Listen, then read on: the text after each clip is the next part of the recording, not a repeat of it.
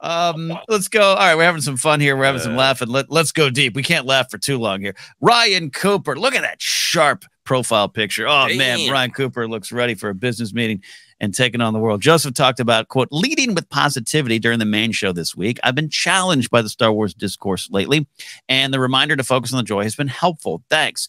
Again, statement, but I think we can turn that into a topic of discussion. It ain't easy.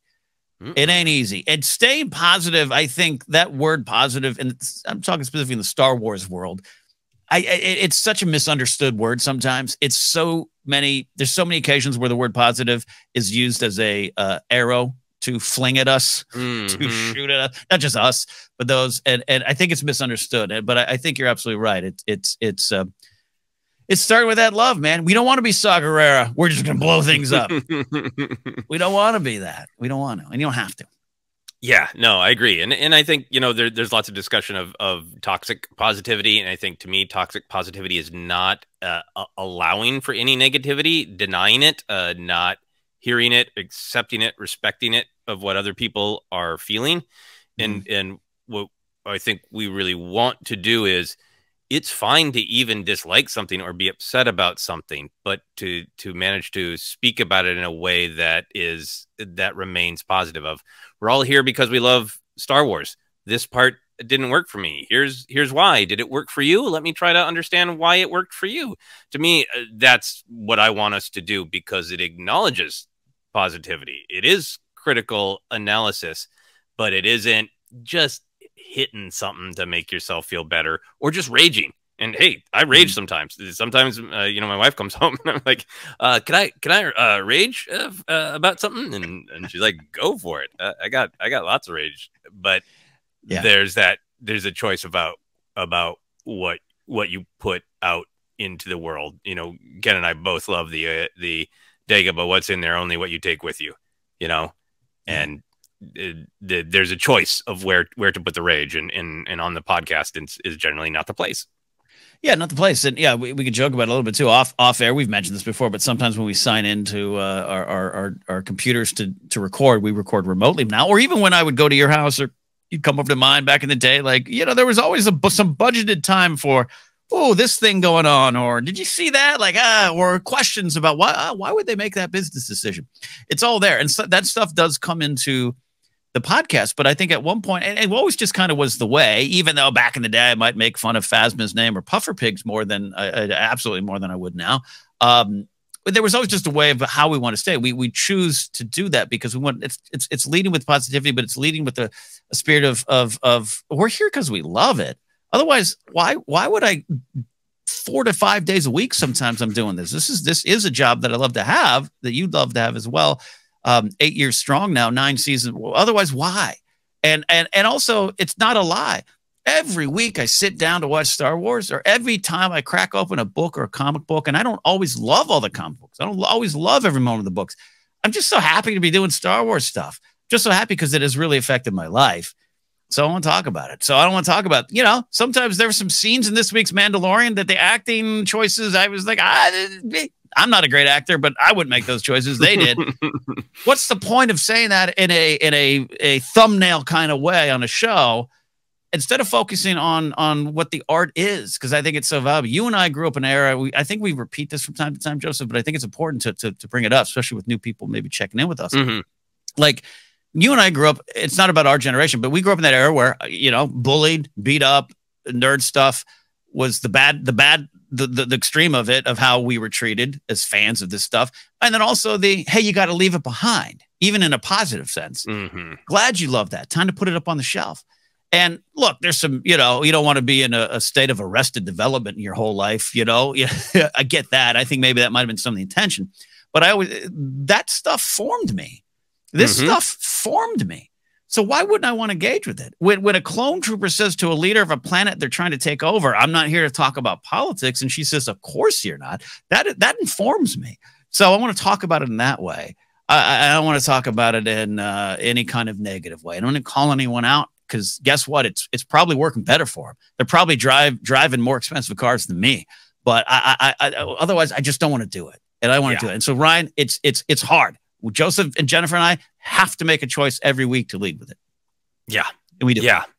One thing that's been helping me lately is honestly just trying to get back to having a sense of humor about some of it. Like there's legitimate critical analysis, right? Like if somebody has an essay of like here's why I find this idea troubling in Star Wars, or this is like, and it's backed up with like evidence, text, things from the text, historical analysis, great. I'm not talking about any kind of criticism here.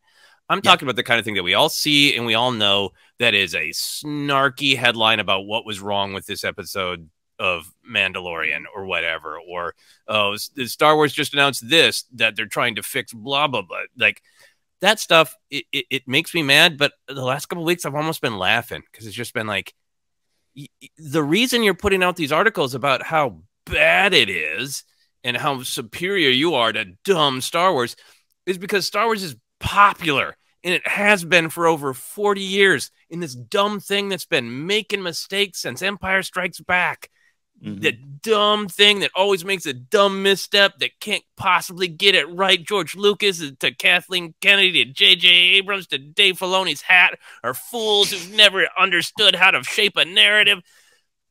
All that stuff is only existing because it's so damn popular. And again, I'm not talking about legitimate, thoughtful criticism. It should be criticized. It should be analyzed. But the quick make a buck by pointing and laughing is only able to happen because it's so good, because it's so powerful. And I'm having some fun just kind of laughing at it of like, oh, here's an article that figured out why Star Wars doesn't work. Hey, turns out, everybody, this thing we all love doesn't work. Some guy named Derek figured it out. We've all been wrong for 40 plus years. Like that's funny to me. Yeah. Yeah. No, absolutely. There's great power in it. And it's great silliness in it. And I even said at some point, post Last Jedi 2017 into 2018, it's the first time that it's like, there was times where at the other job, I didn't want to talk about it anymore. I didn't want to do it for a lot of reasons. And it was like a bummer. And I got pretty serious, and I still get defensive. I think you and I off air make sure, like I might say, hey, there's a chance I get defensive today. Like, there's that kind of energy that you and I might have, and Jennifer.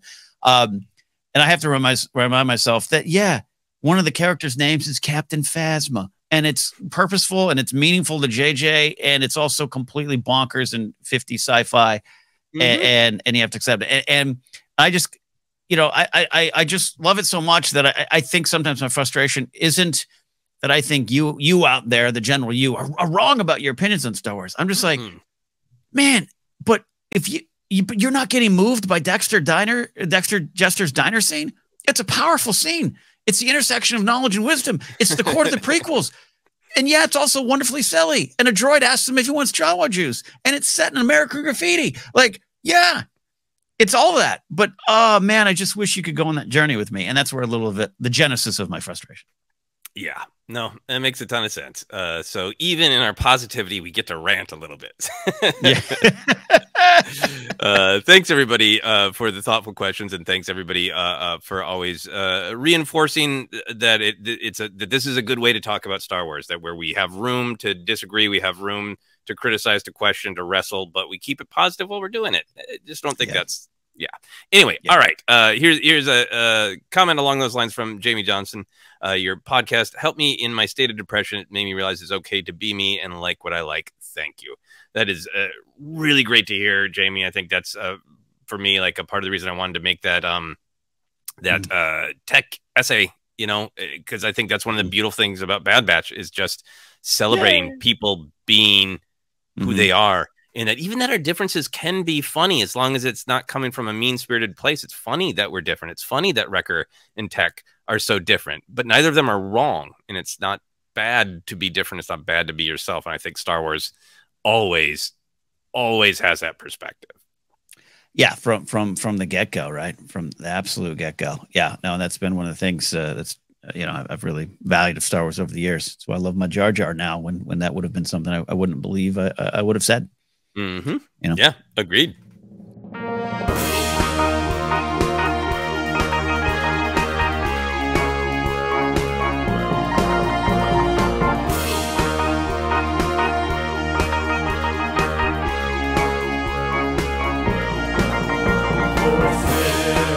Master.